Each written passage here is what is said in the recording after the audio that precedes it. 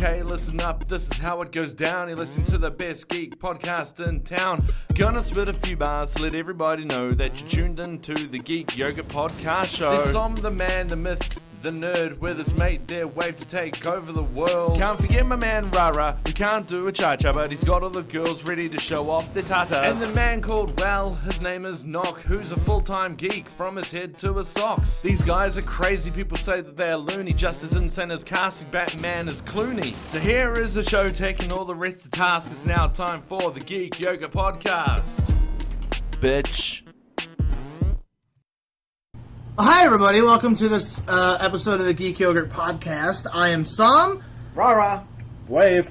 And Agent Amy. So we're all here, and we finally, this is a little bit late, it's been about a month since this movie's been out, but now that we've all had a chance to experience Dunkirk, we can finally have a chance... experience it in at least IMAX. Yes, that's true. All of us have officially experienced it in IMAX, which is pretty great. You know, that doesn't usually happen all that much. Yes, I will say this was the second movie I've ever seen in IMAX. That's what I was going to start with. Was this your first experience with IMAX? This was your first, second? This was my second. However, I do want to say that my first experience with IMAX docu-series? was The Dark Knight. Oh, okay. I went to go see it. Yeah, I went to go see it when I was up in Toronto. So it was a tall, dark, and handsome movie.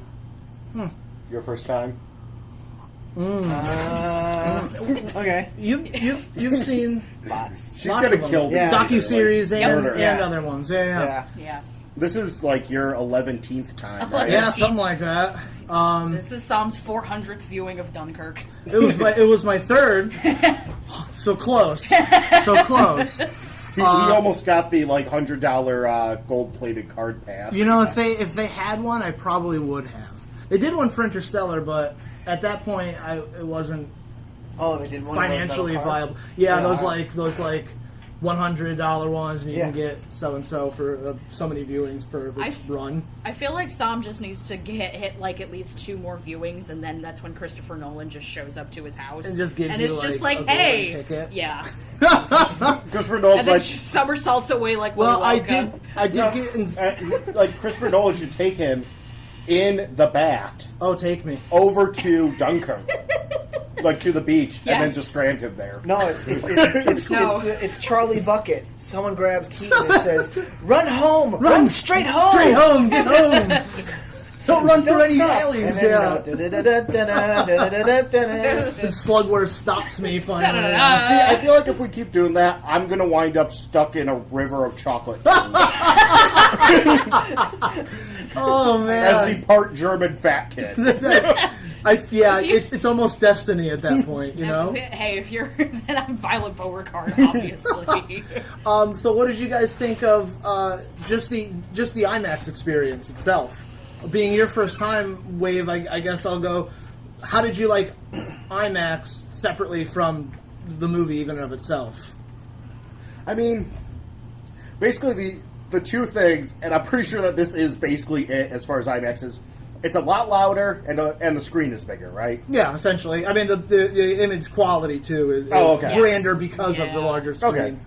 Now, we had Ra and I got to see it in IMAX 70mm, which was great. I mean, you definitely notice a difference from projected film versus the digital laser that we saw. Not that we had a bad image quality. It was great. It how would you describe the difference between those two? Well, the image... Is it sharper? Is it warmer? The film one is sharper, warmer, and darker, if you will. Okay. Like the whites are brighter and the darkers are darker. Okay. And you notice a warmness to it that you don't get in digital. Yeah. The laser one is very cold coloring. It's got like a blue sheen almost to it. I picked up on... I'm kind of hoping when they release the inevitable combo pack that they do like what Logan did, where you have a separate disc. Logan had a separate disc with the black and white, the Logan Noir version. Mm-hmm. I'm hoping that they have like a separate disc with the film version. Yeah, well, I know what... Nolan's in the process now of remastering all his movies in 4K, which will be the closest you can get to image quality to a IMAX 70mm. IMAX 70mm is about 18K. And we're just at 4K now, so they've got a long ways to go, but that's the closest you can get. Yeah. Yeah, so it's a little chillier. The film grain, I know a lot of people don't like film grain. That's why some people prefer digital, which is fine. Yeah. It's a personal preference. Personal preference, yeah. I know there's something about that, depends that on the film movie. grain. That is true, too. Yeah. Some movies, Like- I think, do benefit well, from being... with Dunkirk, that would be a perfect example of the use of film grain. Well, yeah, because that's what I'm saying. It's like, if I'm watching something like Star Wars, Star Trek, like something futuristic, sci-fi, like Blade Runner, Yeah. I'd prefer that, like, laser, like, everything's, like, crisp, clean lines, like, Yeah. boom, like... Something CG heavy. Yeah, you know. Yeah. Whereas if I'm like watching some black and white noir or like or a movie like Dunkirk where it's a World War II movie on the beach, like I kind of want like the film grain almost lends itself to the experience of you feel like you're back in that time, you know. Yeah. Like it's in color, but I'm watching a newsreel, Right. You know, like it's more visceral. Rawa remembers those. He helped invent them. Yeah, that's true. And so when soap operas started shooting, a lot of it's also the lighting, but they feel like very flat too. The digital ones. Yeah, yeah. And I think film gives you a greater depth in the movie, so that you can see all the gradation in shadows and light and all that kind of thing, which I think for me makes it a little more immersive. Yeah, totally. Yeah, it's more of the deep dives. Mm-hmm. Yeah. And it's such a different experience than a 3D movie. Like it's way more immersive to me personally. Mm-hmm. Like 3D distracts me. My brain is constantly working out like there's a depth here, an artificiality depth here, and it always will constantly pull me out. Yeah, but if I'll you're look over the glasses. Yeah, and, you're like, always thinking about it. The image is darker. Yeah. There's an actual barrier break. Out of curiosity, has anyone here, because I have not, and I'm curious the difference, has anyone here seen a 3D movie that was the old school red and blue glasses 3D? I have not. No. Because I had the chance to see one like that. It was a re-release of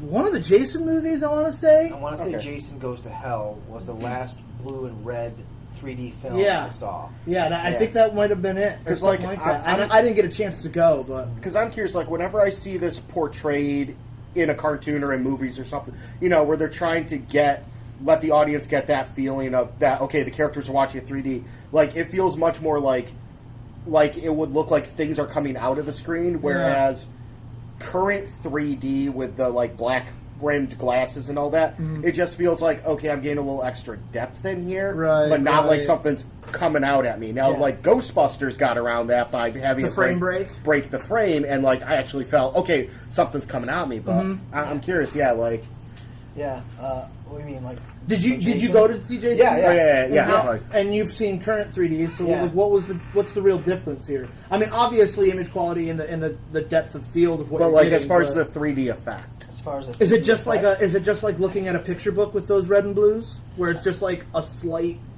I think you do get a severe separation. Like it almost looks like someone took a cell with a transparency on it and overlaid it. On top. Yeah. So there is a big jump. Yeah. So it feels like it's coming at you. It feels like there's definitely some depth between that. We gotta get back to that, man. Yeah. Right.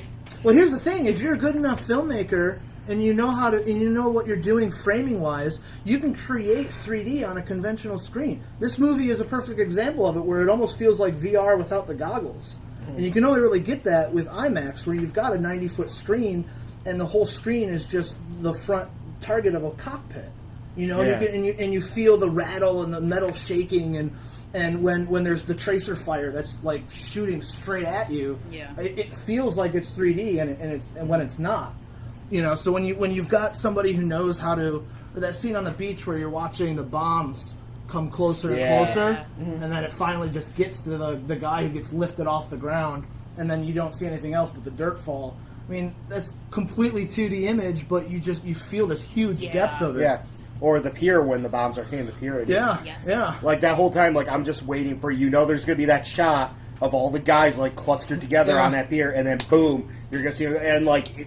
It's just such a provocative image of because that one image of them on the mole and there's nowhere to go and you've got three Stukas coming down, and just that image alone sums up that whole feeling of that movie of being trapped, nowhere to go. What do you do? Right. You know.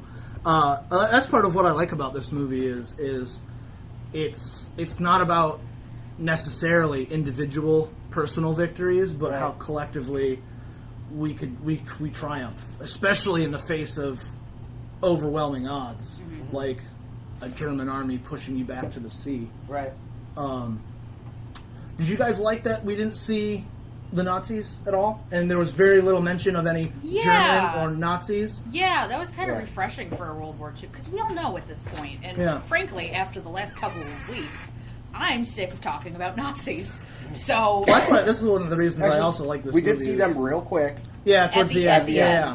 But that was at the end. Defocused, too, which was nice. Yeah. So once you see that helmet, you fucking know that's a Nazi's helmet. Well, unless you have to ask your friends at the end of the movie. Well, yeah. Is that what happened? That makes it, for the storytelling in the movie, I thought was really good, because you have no real villain. Yeah. So how do you force these characters to struggle? Right. Well, I mean, they were basically the epitome of like a faceless, looming, unknowable enemy. Right. Like, you can't. Just the fact that we never see them, you knew that they were omnipresent. Mm-hmm. But it actually kind of reminds me a bit of the really good old monster movies, like stuff like even Jaws, or hell, I'll throw Empire Strikes Back, where you only catch maybe a glimpse of the monster in those movies. You can very easily see how this could be considered Nolan's horror movie. Yeah. I mean, just the way it works. And he said if he ever did a horror movie, he would like to do something akin to Alien or Jaws, where it's all tension, it's all wrought tension, just constantly building and building. The closest you get to actually seeing this enemy is the planes. Mm-hmm. Yeah. And even then, you're seeing them at a distance. And you never get into their cockpit. Which I think that it works on twofold. One, first being, it's all built into the experience. It's all trying to put you in the boots of the soldiers on the ground, or on a boat, or in the cockpit, and it never breaks that. It never breaks to go to like generals in a boardroom pushing stuff on a maps. Yeah. It's all about making you feel like you're part of the experience. And to do that is, well, the people on the beach never got to see them. It was always just this constant looming presence. So you're only given the information that the soldiers are given. Mm-hmm. That just helps to work into making you more of an active viewer rather than a passive viewer. Right. Now you feel it just creates natural empathy by you just want this kid to survive, proxy of you surviving. Yeah. You don't care that he's got a girlfriend back home. No. You just care that he gets home. Why? Because you feel he's like a human being. Yeah, right. Yeah. It's natural empathy that way. I'm happy for it. And granted, yes, I know a lot of times, I'm sure it comes up with soldiers, all that. They're like, oh, I gotta make it through this because I'm gonna marry the girl of my dreams. Which in every war movie ever, that guy's gonna get shot in 20 minutes. Yeah. Yep. But and they always, I gotta make it back for. There was nobody dwelling on like, well, why do you gotta make it back? Why do you gotta? Because I need to survive. It was all understood. Yeah. It's like the base. You're not asking these questions. For survival. Yeah. I need to survive. Yeah. That's why I need to make it back. Yeah. And I thought I liked it kind of. That makes it so potent.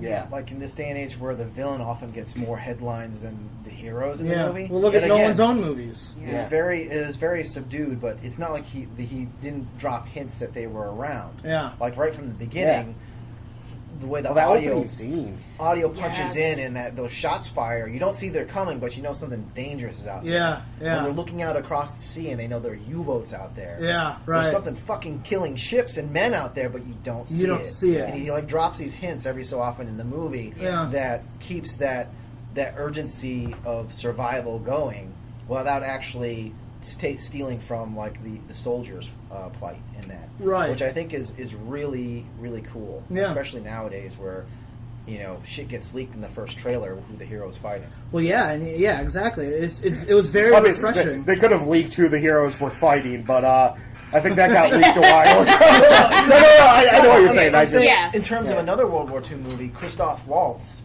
he really stole the movie. Aside from Brad Pitt and Inglourious Basterds, everybody was going to see that fucking guy play a Nazi. Right, that's what I mean. Well, Well, that's why it was very refreshing to have a movie where you didn't have to worry about character baggage. You didn't have to worry about trying to connect with this person through their backstory or through their motivations to get to somebody or do something like that. It was very refreshing to not have to worry about that, and you can just kind of focus on the experience, because it's more of an experiential film than like you're going to it for a narrative, you know? Yeah, I have to say, I think I connected with each and every one of these characters in this movie. And it's because you don't have to, like, oh, well, this one person did something in their past that I'm not really comfortable with. You don't have to worry about that. Yeah. You know? And this leads into another point that I think we can go in on, is that sort of speaks to Nolan's ability to tell a story without overt dialogue and exposition and all that shit. Yeah, there's 3 dozen lines in this entire movie? Yeah, well, this was a 76-page script. Yeah, it's so condensed, you know, with dialogue that, I mean, we were all joking about it, about the fact that Tom Hardy had like 3 lines in the whole damn movie. You know, but that just speaks to how much that all of these actors can... Speaks. Well, yeah, it's almost like a silent movie. Speaks to how all the actors can emote. Yes, exactly. Especially Tom Hardy. A friend of mine turned to me as soon as the credits ended, and he's like, "When are we just going to give Tom Hardy's eye an Oscar?" I know. Yeah. So, like, that seals the deal right there. Yeah. But yeah, no, it's funny because one of his main complaints for Nolan as a filmmaker has been his reliance too much on exposition. He's too wordy. He tells instead of shows. Yeah. So, and he always tries to challenge himself with each movie, and I'm glad that he was like, all right, fine. I've got too much dialogue. Fuck it. Here's a movie with no dialogue. How do you like that? And it ended up making him a better filmmaker because of it. Yes, I absolutely agree. It's almost pure cinema in that it works 90% on nothing but visuals. Yes. Steady, thoughtful framing, but not even that. But like you said, just the emoting of the actors, to Tom Hardy's eye, to even Cillian Murphy, who we see completely destabilized, shell shocked, and it cuts because of the way the narrative works. It cuts back to him in complete control of his faculties. Mm-hmm. It's just so amazing to see an actor like that completely flip-flop, playing the same character but two sides. I mean, and just stuff like that really carried it. I just thought the way that he told the whole story was, with the triptych narrative of 1 week, 1 day, 1 hour. I loved it. Yeah, I thought that was very innovative. It's such a different way to experience a movie. Yeah, to experience it non-linearly. Mm-hmm. And now I did love it. I will say it did make it slightly heartfelt because I did notice myself. I had to keep pulling myself back out, especially when it's day to day. Yeah, like pulling myself back out and going, okay, wait, where is? Especially with the planes, because the planes are only 1 hour in relation to the mole. The mole, which was a whole week. It's almost like anytime we're in the sky, that's now. It's basically the third air timeline is basically the whole climax of the movie, and then we just constantly flash back to it. I caught myself having to pull out and be like, okay, wait a minute, where am I? Okay, there we go. I just saw the planes fly over the ship. Yeah. Okay. So I know roughly when this is, and trying to piece it together. It was very clever to have those markers of like the 3 planes flying over in the sky timeline, and we see them pass over the Moonstone, but you don't really realize until like you're in the Moonstone timeline, and you're like, oh shit, okay, that was when they covered over. I had that same sort of moment, Wave, and here's a question, because I'm always looking for stuff to complain about. Yeah, Do you think that moment, sort of like, because you're in it and you're with these guys this whole time, but do you think in that moment, do you suddenly realize that, you're in a movie? I will say that what happened there was, and Grant, I do like what he did, but it pulled me out of the movie for a second, because I had to stop, and my brain had to sit there and go, okay, wait, where am I? Okay, how is this going? And there were more than a few times where I was getting confused. I'm like, well, wait a minute. All right, is this before the one boat gets torpedoed? Right. And like that, the rowboat. Yeah. I was having the exact same thought wave at that point. So I had this the rowboat with Cillian. Yeah, I had to like unplug for a second and be like, when the fuck did this happen? Yeah, I think I disconnected a little at that same place, too. I mean, I think that lends to the chaos feeling that he's throwing in there. So I understand why he did it. Yeah. But if there was a weak moment where I was like, I'm actually sitting here in a theater and I'm not with these guys, that would probably be the moment. And like, now I personally, and this is very much a personal issue. Yeah. I have some trouble telling faces apart unless I see them on like a daily basis. Well, especially in a movie like this where it's 99% white brunette males wearing the exact same uniform, almost the exact same uniform. Yeah. And like, so I got to the point where I'm trying to pick out like who Cillian Murphy is, you know, when we're seeing the mole timeline, the land timeline, right? Because I'm like, okay, wait, has he got? He's got to be somewhere. And actually, earlier I mentioned I had a question for you. I was trying. I was trying to. Okay, so the ship that he's sitting on when the Moonstone finds him. Correct. Yes. That was the boat where everyone was eating toast and jam that got torpedoed, right? No, we actually never see Cillian Murphy's soldier board the ship that he gets found on. So what happens is that ship tumbles over, the one they're eating toast and tea on. They get out, they're in the water. Yeah, I gotta ask you this. Their friend who helped them out, the secret French guy, is on this rowboat, and that's when they see him. They run over to think, okay, he's on this boat, I can get on the boat too. Yeah. And that's when Cillian's like, no, this has been toppled over twice before. We're headed back to the beach. You guys stay in the water. We'll be back.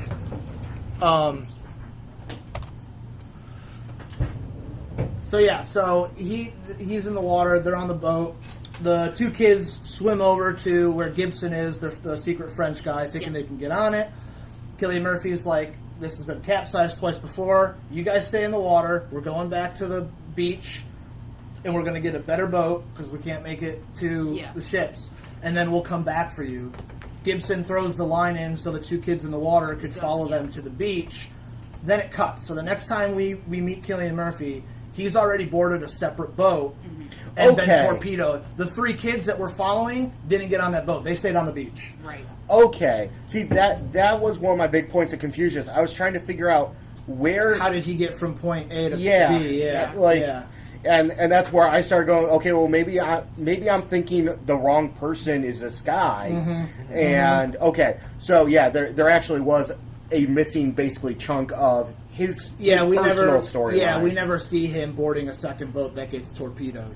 See, that's kind of what I mean, where it lends itself to what he wanted to do as far as how chaotic that situation is, because Cillian in the rowboat was basically deciding that these guys could potentially die. Yeah, he's leaving him out. He's cool. He's like, we're not risking the rest of these guys. Yeah. And the next time you see him, he's batshit crazy. Yeah. So it's like that. I understand why he did it, but I think that chunk. I think viewing it a second time, you'll see that it's a lot clearer than when you're hitting it the first time. Because I mean, it's, first time you're swept up in it. It's information overload. Yeah. There's so much happening. You can't keep it straight. I kind of didn't mind that. Well, that's part of. I mean, I think it did add to the chaos of the whole. Well, it's part of what he's doing. It's also the way my brain works. I'm very much a sit there and try and figure out. Mm-hmm. See that I was trying to do that for like the first part, and then I was just like, I'm just gonna go with it. Yeah, basically. This is like how I wind up getting into 2-hour conversations at midnight while Tropical Donut and I are lying in bed about whether or not the Ministry of Magic and Harry Potter would use blah blah blah blah blah to blah blah blah blah blah. Then you end up staying up for another 3 hours because my brain sits there. I'm like, okay, well, wait, how does this connect to this? How can this be improved by this? Like, and I think that's who I am. I think that's a psycho. Well, I think Nolan anticipated that. I think he anticipated because, like I said earlier, he's fully and consciously trying to destabilize the way people watch movies. He knows that it's going to be challenging for some people, but he's confident enough that he knows the audience by the end of the movie will pick back up with him and know exactly what he's trying to do. I think it helped work also, or that it helped to, because thousands of men died in this war. Yeah. Obviously. But not everyone knew 100% what happened to everybody. Right. There are just going to be some stories that are left unknown, untold. nothing's wrapped up in a neat little package. Like that's just the way it is sometimes. Which, and I they know lost 100,000 men. Yeah, something like that. I think the total death toll was like 128,000, something like that. Because I'm just going on towards the end there with Kevin Branagh. Yeah. Who, as I mentioned in the theater, to me, I realized how much he looks like an older Martin Freeman. But anyways, at least in this role, I totally see it. Yep. But where because there was a mention of there's 400,000 men on that beach. Yeah. And then towards the end, he says we got 300,000 off. Yeah. That, Churchill got Churchill only anticipated 30,000, and he gets 300,000. Yeah, and so it's like, okay, so we're looking at roughly a death toll just from that week. Yeah. Of about 100,000 men. Yeah. Men, women, because there were a few women on the boats and all that. Yeah. Red Cross. Nurses. Yeah. Well, I know a lot of people there was a lot of complaints that it didn't show more perspectives, and it's like it didn't show because again, there's 400,000 people on that beach. That would have, but it's like that's not what this movie's trying to do. Yeah. And I feel like any more perspectives would have taken exactly. It'd grind that propulsive narrative to a halt. Yes. The rule of threes worked here. Yes. You really had three perspectives. The three guys on the beach. Yeah. 3 different perspectives of the 3 guys on the beach, the 3 guys in the planes. Mm-hmm. And then, 2 guys really in the planes. Yeah, I know, but at the beginning. Yeah, I know. And then the 3 guys on the boat. 3 guys on the boat, then went to 4 because Cillian Murphy. But then went back to 3. Shot in the whole movie right there. Which one? That opening scene where he frames in the sky, the sea, and the beach. With the poles coming up on the sides, the white poles coming up on the sides, you get a sense of exactly where everything is going to work and who's going to be involved. And it's like I was telling Sam, I'm like, I'm in. Yeah, right there. That's like 2 minutes into the movie. Yeah, like, let's go. That like slow pull out from the beach. Oh, yeah. Wow. And that's the thing. Like if you tried and put, and granted, yes, I think it would be very interesting to see like what a Red Cross nurse's perspective would be during all this. But it would have cluttered up. Yeah, he's trying to distill every first-hand account on that beach to a certain point of view. So it's like, we only see these 3 kids, but these 3 kids, their experience happened to fucking everybody else. So just amplify that. But we're only seeing a very magnified part of it. That, and since we're specifically dealing with the British evacuation, the fact that they didn't try and go with, okay, well, and here's what's happening to all the French soldiers who don't even have the hope of being evacuated right now. It's like, that's a whole nother movie. Yeah. I'm just thinking about, it just really hit me just now, that, going with the rules of threes, I mean, you kind of had the 3 age groups as well, also all experiencing this. You had the children, basically, the minors in the boats. You had the young men who were barely 18, basically. Yeah. And then the older guys, like Kenneth Branagh and... The dad on the ship who had been. Tom Hardy's farrier feels like he's been around for a while. So you kind of got that working in there too. Yeah. More rules of threes. As he auditions to, like Movie Bob said, I got to parrot this one. Yeah.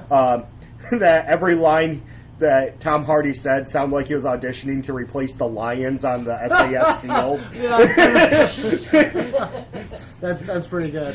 Well, I mean, he's clearly the hero of this. I mean, he shot down a plane with no gas left. Right. Like he was on his motor had stopped. He still shot down a plane. I think in the absence of like villains, I think there's also an absence of heroes. Well, there's no in the sense that they're all heroic, but there's like no one lead. There's no antagonist, protagonist. Well, and that's he has this heroic moment, which is like what you said, where they do that 30 or 40 second thing where it's just his eyes, whether he's deciding to turn around. Should I turn around and go back? I think they leave it open for him to be like, I don't have the gas for this. Yeah. I can do more. And if you wouldn't fault him. Yeah. And you wouldn't fault him. Yeah, right. But then he has that. The only one I fault here is Cillian.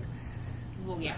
Because and I feel bad faulting him because I understand. Well, he went home and shot himself. I'm pretty sure.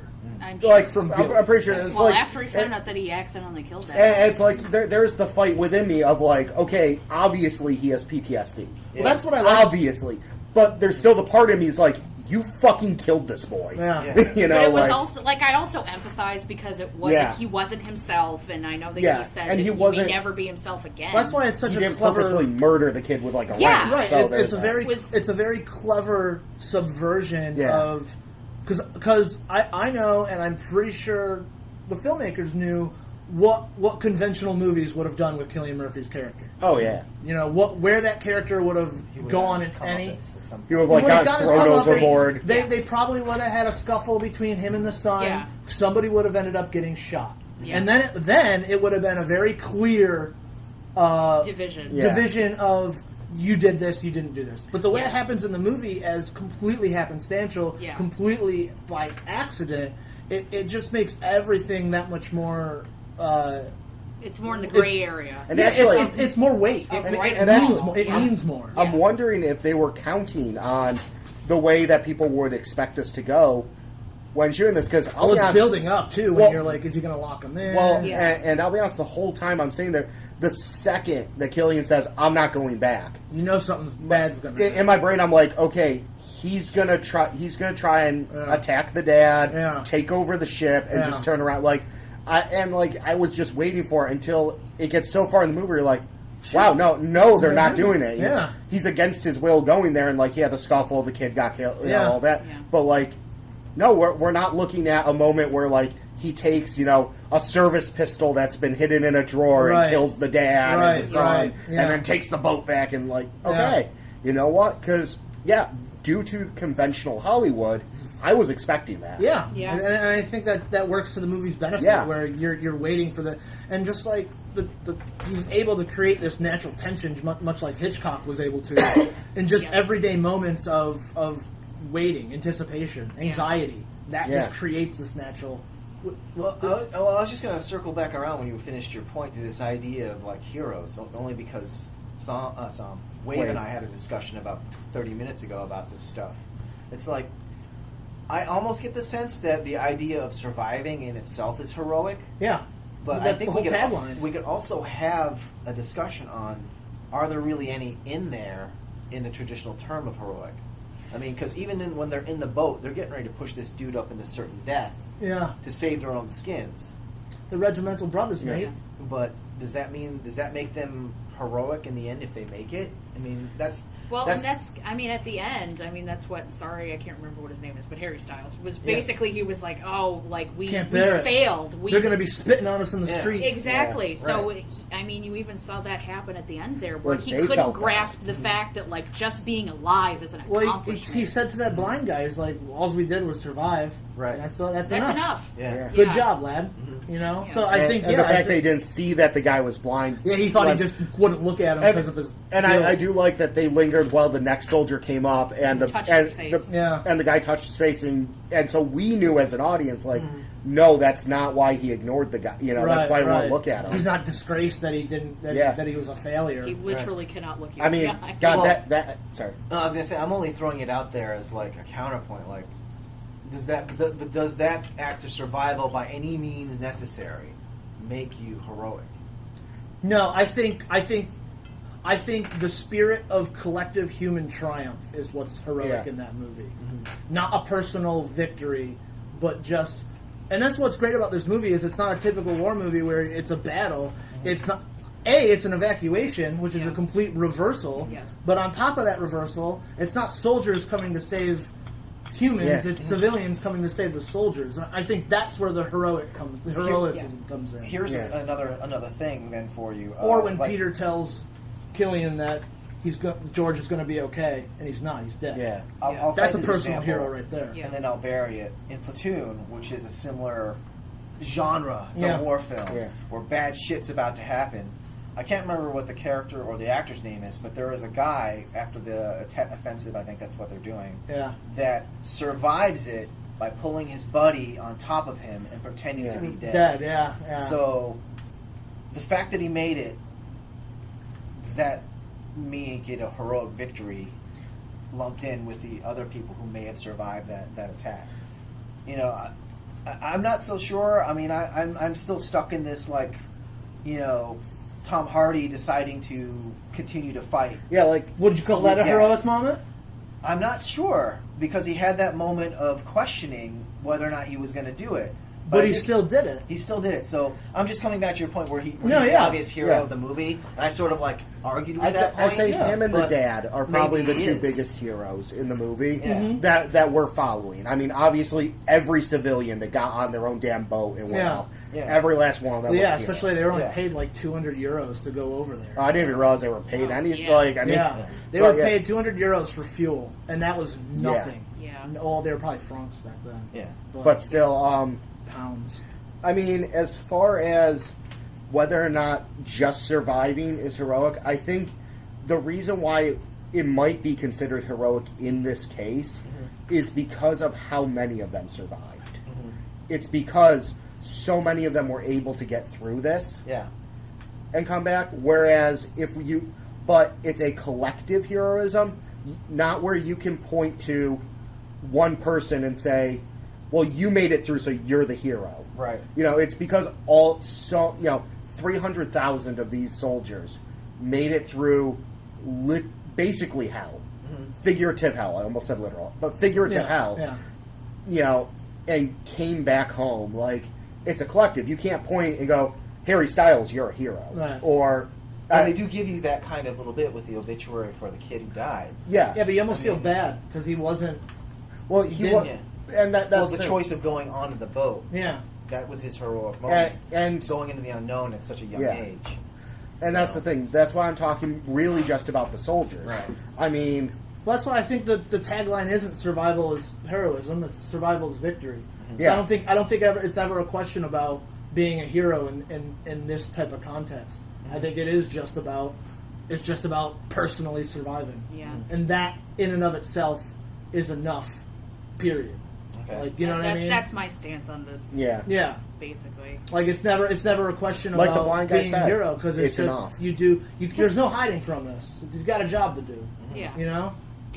Yeah, I mean, kind of to me, does it matter if he's a hero or not? Like, no, it doesn't. That's the thing. Yeah, that's my feeling. Like they all survived at the end of the day. But that's the ones that did survive, obviously. Except for the French guy, who saved their ass like 3 times. Yeah, and I know. Up going down. I'm grateful. In the original script, he was the one that was supposed to burn in the fire. But they were like, you know what? People like him too much to do that. So he was the one in the little mini tanker. Who you see his arm. Because he stayed behind while Alex, who just held a gun to his face, he stayed behind to plug it just a little longer so Alex could get out. And then he goes to get out, and a rope tugs his shoulder, and he gets stuck. Again, faces. Sorry. Well, again, they're all white, young brunette males. So. Seriously, white people, get a little variation here. Well, because also there's the French too that felt they were shown in a poor light. Yeah, as a result. Yeah, that's true. There was a lot of, but that seemed like a very heroic moment. Yeah, exactly. Left in the tub. Other than him, the only time we see people that that we know are French soldiers, that we can say 100% these are French soldiers, are the guys who are pushing on the pier to try and get past the the guys at the blockade. Oh, that's right, because he does have to say he's like, I'm Anglais. Yeah, that's right. So it's like I mean, obviously those guys are shown in a great light. Well, yeah. I mean, they give them the look and all that. Well, they're condescending, but it's like it's like, what were you doing out there? Yeah. And then and then the guy's pushing and the officer having to be like, no. You'll have your own boats. These are our boat. We need to get our own people out. Yeah, right. You can move that crap if you need to. Going back to the thing I like, the twofold that I was talking about earlier about not seeing the Nazis and the lack you did of Nazis. Yes, that I did there, and the lack of I won't say the lack of character development. I'll just say the lack of characterizations. Yeah. I think that also helps this movie become not political. Where you could see a version of this movie that's overtly political, but the way that this movie's filmed and the way that it rolls out, where it's a Rorschach test. You can view this movie how you want to view it. You find the Dunkirk you want to find. If you want to watch this movie and pull out political deviations from it and assign a overt politicalness to this movie, you can. But because it's not overtly, they don't say German, they don't say Nazi. You don't have to have that reading of this movie. Yeah, I don't think there was one mention of Hitler. Or total anything. Sanitary of politicalness. Yeah, and I like that. I think that opens this movie up to a way wider variety of people than just people who are looking for historical war movies. Right. Yes, and can I just say that this? I am not a war film fan. Yeah, don't like it. I figured if Christopher Nolan was going to do a war film that maybe he'd do something different, and I was right. And you're right, yeah. So this is the only war film I've ever actually gone to the theater to go see. Yeah.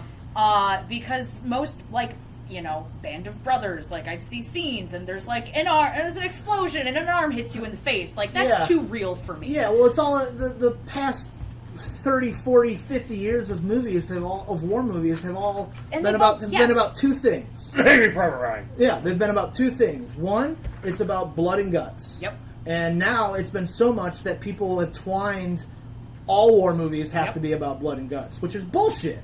Mm-hmm. And second, I lost my train of thought. Yeah. World War II? Two things. So it's about America and World War II. Well, that's another thing I like about the jingoism of overbearingly patriotism. None of that. I mean, you can get that overwhelming Dunkirk spirit for the British, but there's not this gung ho pro-militariness of it. You know.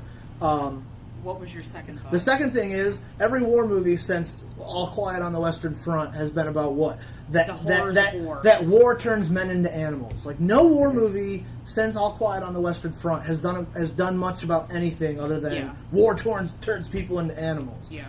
And it was so refreshing to have a movie that's not so cynical about it. Yeah.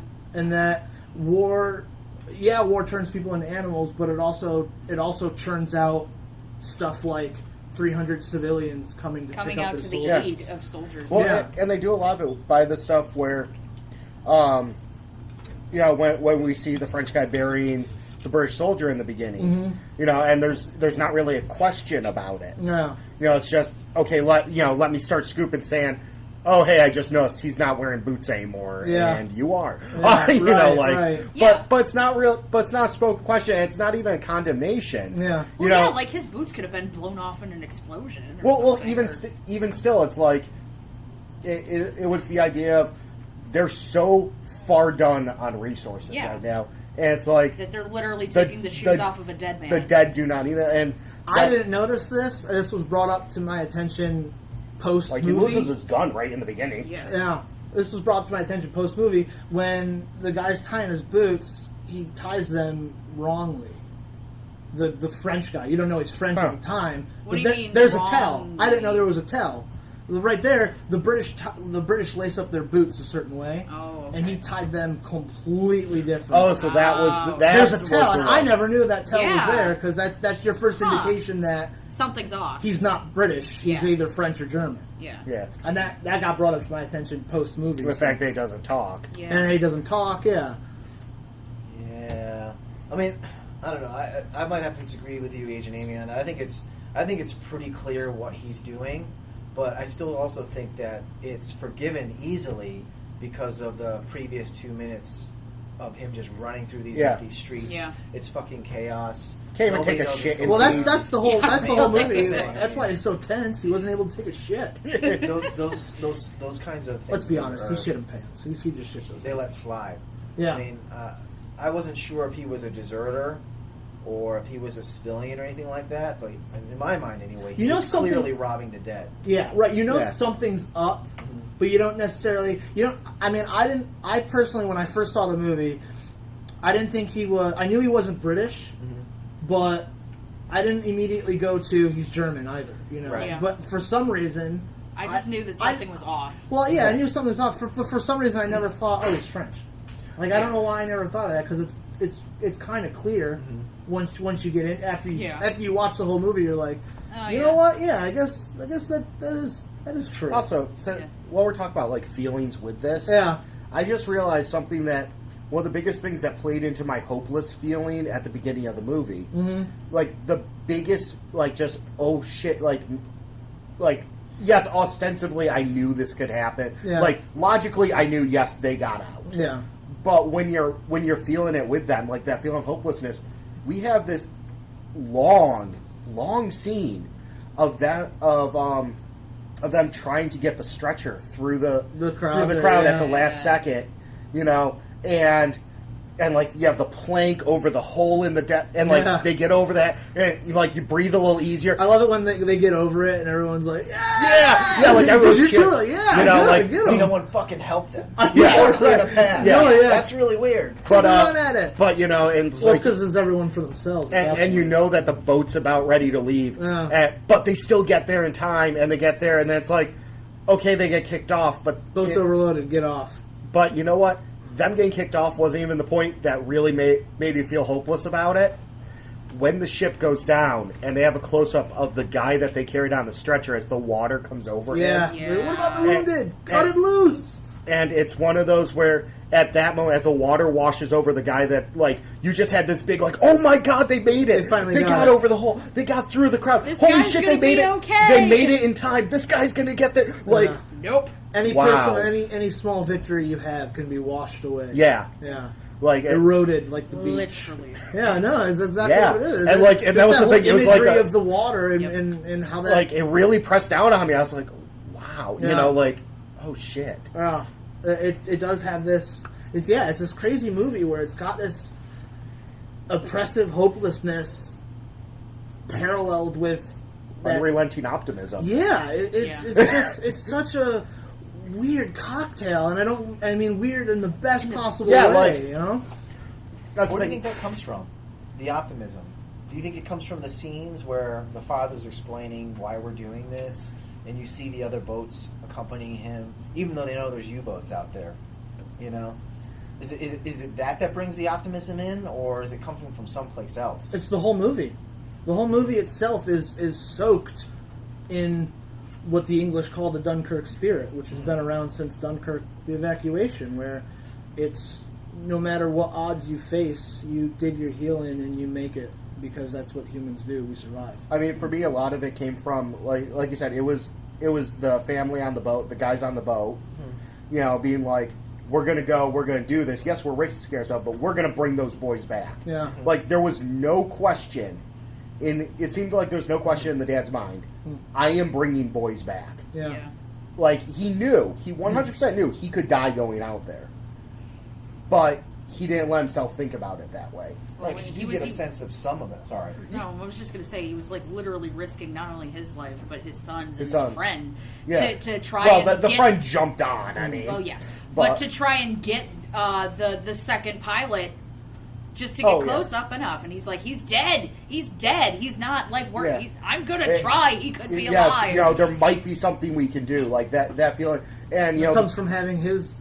I think that comes from his oldest son dying 3 weeks into the war. Yes, and he probably thought like, well, what if my son crashed and there was somebody that could have helped and didn't? And honestly, the pilots too. Another feeling of we're gonna do. You know, like even the little big things. Yeah. Like Tom Hardy's gauge being smashed, and so he can no longer read how much fuel he has. Yeah. And are you good? Do you need to turn back? Yeah, I think it's fine. We're good. I'm pretty certain. Yeah, how much I have left. Yeah, he's like writing down like, all right, what do you got? And gain like a beautiful mind type. Writing on he's getting regular updates from his wingman of how much fuel do you have left. Yeah. I'm pretty sure it's just the gauge. Like this feeling of we're out here, we're doing this. You know, like. Yep.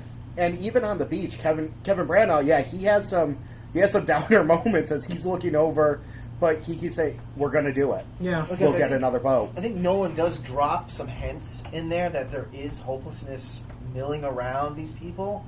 Oh yeah, to call out those that maybe don't have that spirit, with the guy who walks into the beach. Well, and that came from firsthand accounts of people literally saying, "I'm going to walk to Britain." And they were fed up, and there was hundreds of soldiers that just walked into the water. Well, there's also another scene where the guys go, well, how do you know the tide's come in? Because the bodies roll back. Yeah. You get this sense that they're not going to fucking bury those guys. No. They're just part of the landscape now. Yeah. Well, they even showed, like, the bodies washing in, and guys just kind of shoved them away like they were driftwood. Yeah.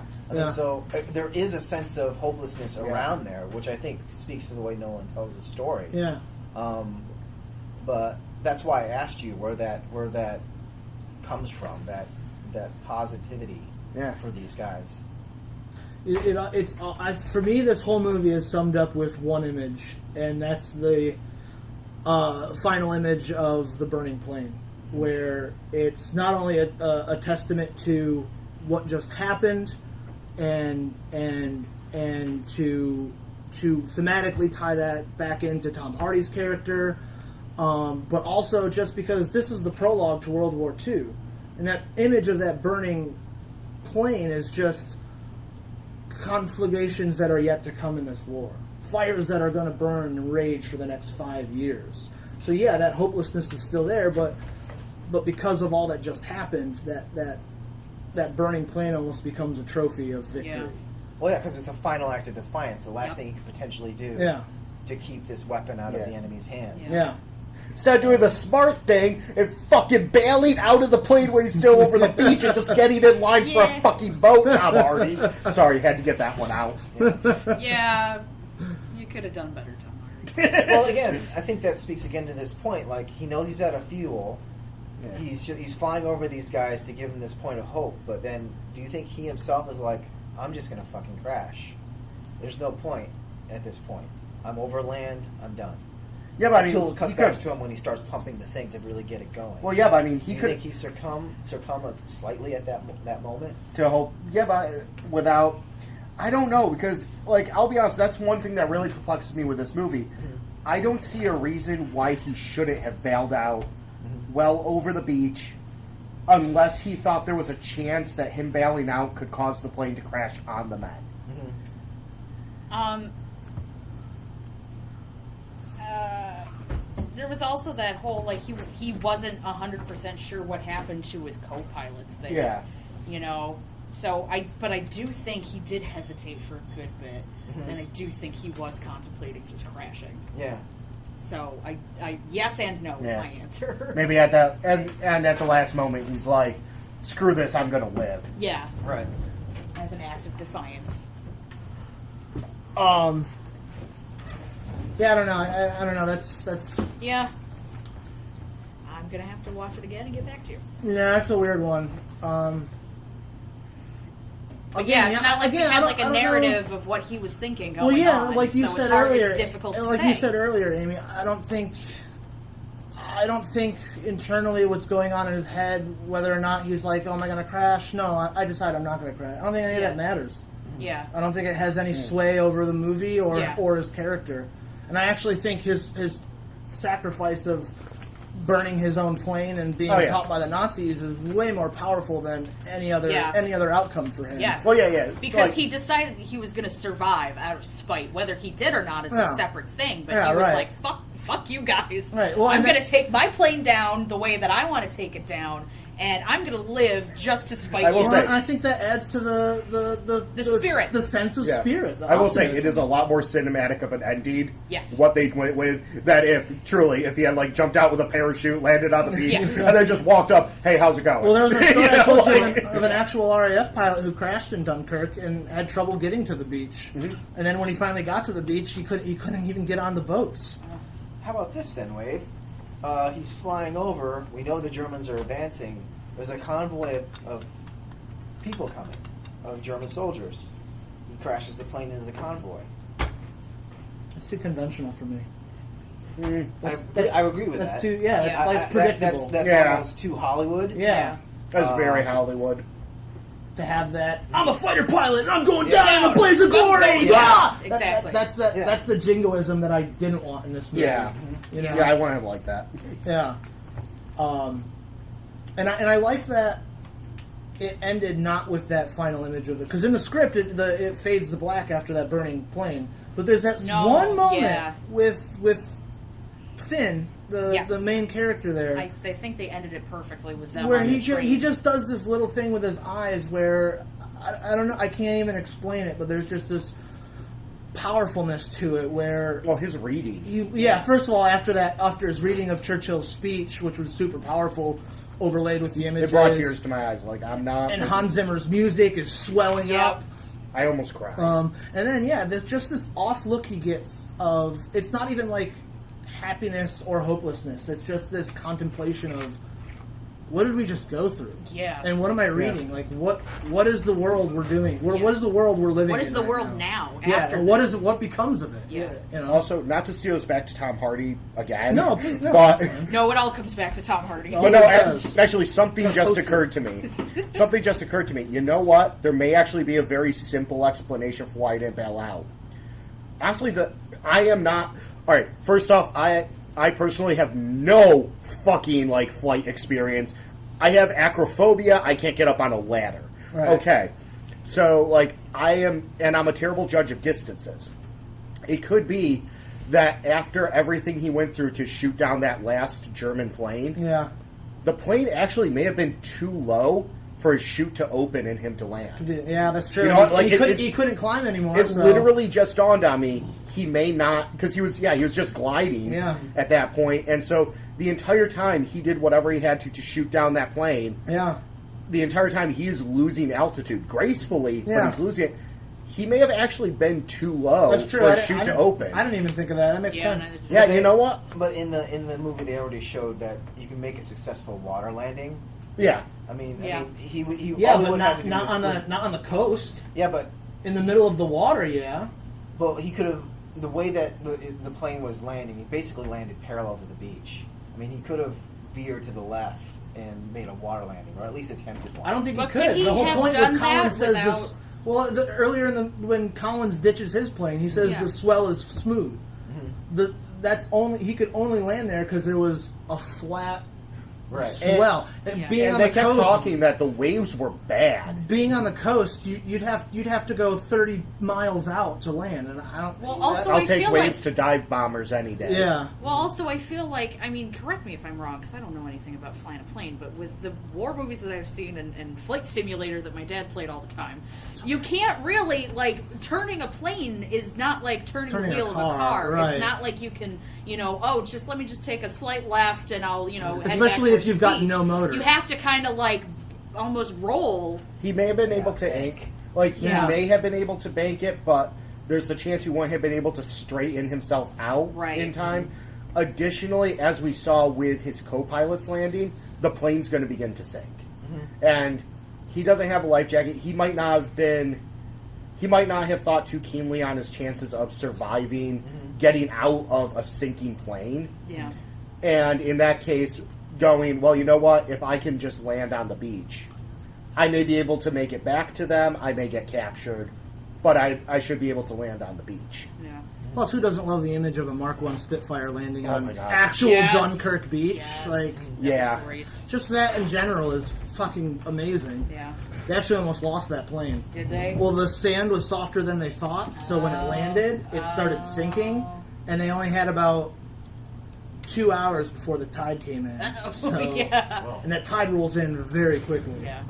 They said they almost lost that plane, and then when they crashed the Spitfire into the water, they actually did lose that plane. It sunk, and they sunk an IMAX camera too. Oh shit! Yeah. Oh, damn. Okay. But the good thing about film instead of digital is if you keep the film wet, you can still process it. Huh. So they were able to keep all that footage even though thank God. the thing sunk. Yeah. And that was they were able to send divers down to get it? And they kept the film submerged in water while they transferred it to the lab. And then the lab, they delicately did the wash on it, and they were able to keep it. If that was a digital camera, all that footage gone in a heartbeat. That's fucking neat. Yeah. Especially because IMAX cameras That's a real miracle, but no. Yeah, right. Well, especially because IMAX cameras are like $30,000 for just the chassis. Oh, God. And not anything else. Yeah. So that's fucking nuts.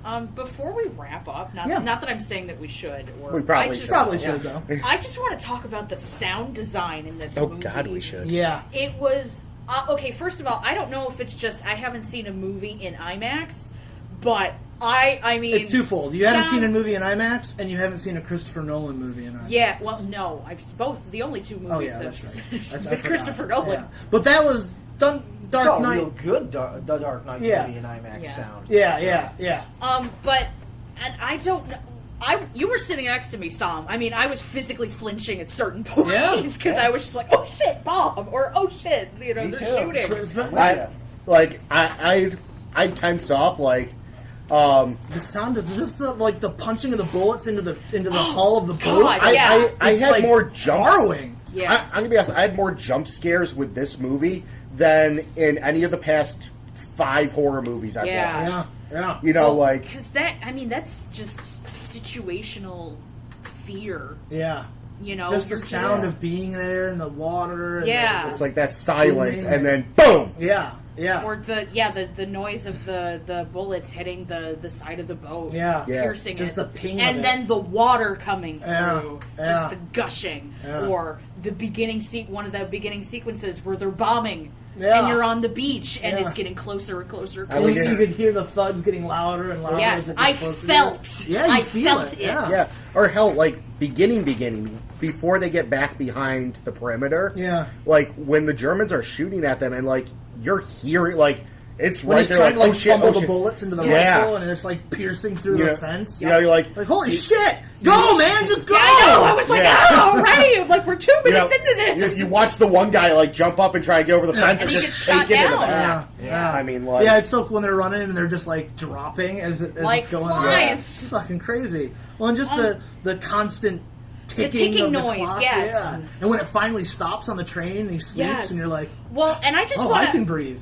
Yeah, and I know you had previously mentioned the ticking of the clock, but I also I feel like they did the ticking of the clock in different ways. Yeah, it wasn't always a watch. It wasn't always a watch, and I loved the fact that it at one point it sounded like either like the planes going by, or kind of like the steam of the boats. Yeah.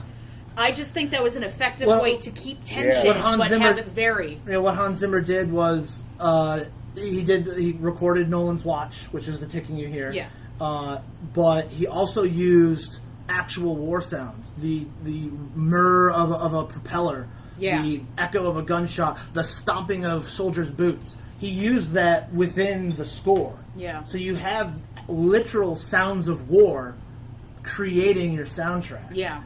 And then you match that with his normal musical score. Yes. Which they used a technique called a shepherd's tone, which is basically a barbershop's pull of 3 octaves, and you just keep going back and forth of different pitches. So you got 2 octaves running at one volume, and the other octave running at a volume below it, and then you reverse it, and it builds this thing where it's constant rising, but it never leaves the musical zone. Yeah. So you never actually have a rise. You never get to a catharsis. It's a constant There's build. no release of tension. So, and then you stretch that through a whole movie, and there you go. Now you've got your constant never letting up, because it never is. It's just this barber pole that keeps going in one little zone. Yeah. It's a remarkable film from a technical standpoint. I'm kind of surprised by how much I loved this. Yeah. All right, so final thoughts. Sam. I can't get enough of this movie. You're like the ambassador to this I'm movie. literally emblazoned with it. He's wearing a Dunkirk shirt right now. Well, no, not just the Dunkirk shirt. It says Dunkirk Experience it in IMAX. Yeah. Specifically. Not in regular... Well, it's like... I can't recommend enough how much of a different experience it is in IMAX. Like, it's a ride. It is a literal ride. I mean, again, you were sitting next to me. I mean, it was probably pretty clear that I was kind of shifting in my seat. I gotta be honest. My acrophobia went off a couple times. Some of those aerial shots, some of the best aerial scenes I have ever seen in my life. I was like, oh shit. Yeah. So I'll be watching this movie for the rest of my life. Okay, Rara. This will be one that I own. I'm probably gonna look for it when it comes out on Blu-ray. It's just one of those things that, again, not to repeat what you said, Sam, it's just different. Yeah. And it's different in a super good way. We can't take for granted that they don't make movies like this anymore. Yeah. You know? And I almost feel like if people, as they move forward, can look at this film and sort of use it as like a measure of what they can do if they just like fire a half a dozen writers, get some quality people behind their cameras. Yeah. They could like do some really good stuff. Strip it down. Yeah, exactly. So good. Yes, like I said, I was surprised by how much I loved this movie.